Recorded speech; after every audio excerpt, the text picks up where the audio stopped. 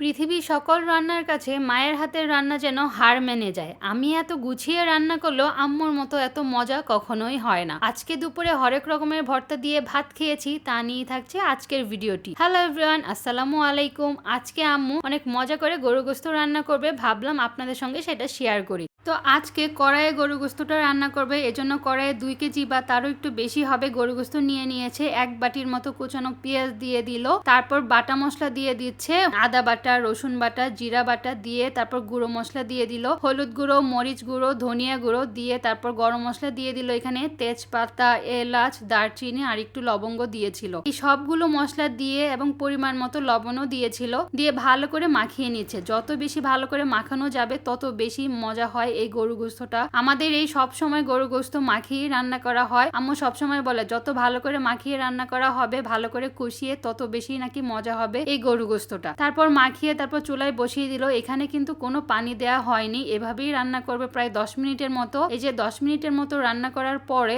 অনেকখানি পানি চলে আসছে এই গোস্তের মধ্যে, এমনি এমনি পানিটা উঠেছে। এই পানি দিয়ে হাফ সেদ্ধ করা হবে খুবই ভালো করে। আর আগুনটা খুবই মিডিয়াম রাখতে হবে, খুব বেশি আগুন দেয়া যাবে না, হালকা আছে রান্না করতে হবে খুবই ভালো করে। এভাবে রান্না করতে করতে একটা পর্যায়ে পানিটা যখন শুকিয়ে যাবে, ভালো করে কষানো হবে, তখন মেন গিয়ে পানিটা দিয়ে দিবে। আর এভাবে রান্না করলে অনেক বেশি মজা লাগে।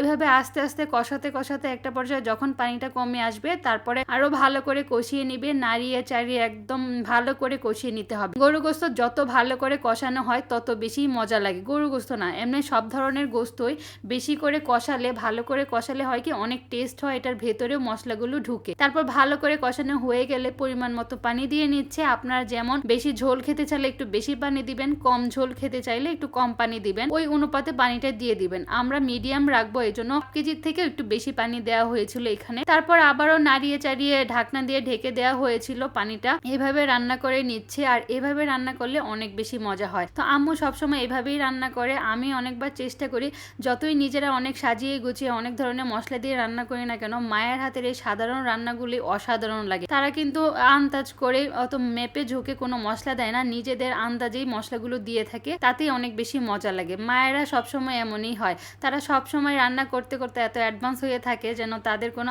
মাপ লাগে না রান্না করতে। তো আম্মুর রান্নাটা, এই গরু গোস্তটা আমার সব থেকে বেশি পছন্দের। তো এইভাবেই সবসময় রান্না করে। তো আজকেও রান্না করেছিল।